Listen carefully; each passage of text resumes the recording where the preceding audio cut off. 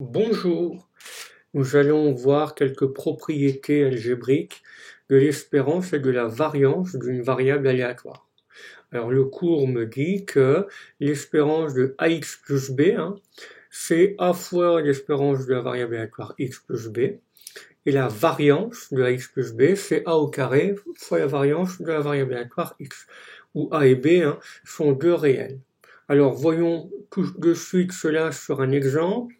Je reprends un exemple que j'ai fait dans d'autres vidéos avec la variable grand X qui prend les valeurs moins 4, 3 et 10 avec ses probabilités.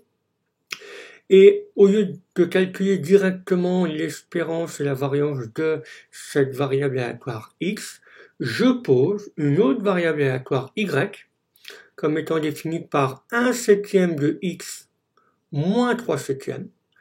Et je vais déterminer donc sa loi de probabilité, puis je déterminerai par la suite son espérance et sa variance dans le but de retrouver l'espérance et la variance de la variable aléatoire x. Alors voyons cela immédiatement. Alors, le premier point, la variable aléatoire y est égale à 1/7 de x moins 3/7. Elle prend quelle valeur?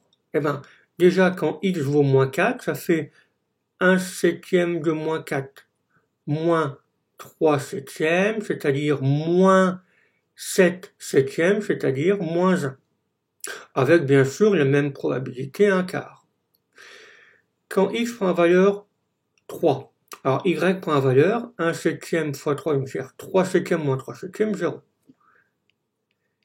Et de même, pour 10, ça fait donc 17 moins 3/7, c'est-à-dire 7/7, c'est-à-dire 1. Donc, je viens de définir la loi de probabilité de ma variable aléatoire. On peut appeler ça aussi variable aléatoire de transition, donc y. Alors, calculons l'espérance et la variance. Donc ça, on sait faire. Je vous renvoie à une autre vidéo précédente.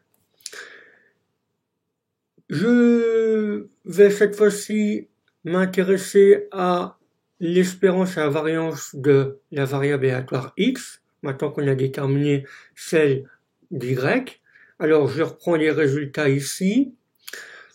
Donc exprimons avec les formules algébriques ici l'espérance de la variable aléatoire y, c'est bien l'espérance de 1/7 de x moins 3/7. J'applique la formule, c'est-à-dire a, donc 1/7 fois e de x, plus b, et b c'est ici moins 3/7, donc moins 3/7. Donc j'ai exprimé de deux façons différentes l'espérance de y. Elle vaut 0 du calcul précédent, et en fonction de l'espérance de x, elle vaut 1/7 de e de x moins 3/7. D'où l'équation à résoudre, et j'obtiens l'espérance de x est égale à 3. Faisons pareil pour la variance. Donc cette fois-ci, c'est a carré v de x, c'est-à-dire 1/49 de la variance de x. Et j'obtiens également une équation à résoudre. J'obtiens 24,5.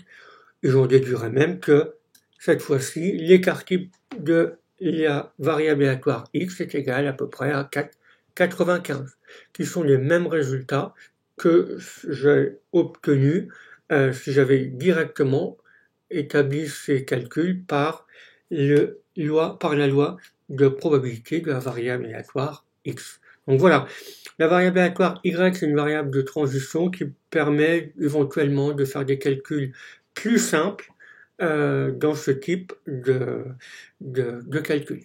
Voilà.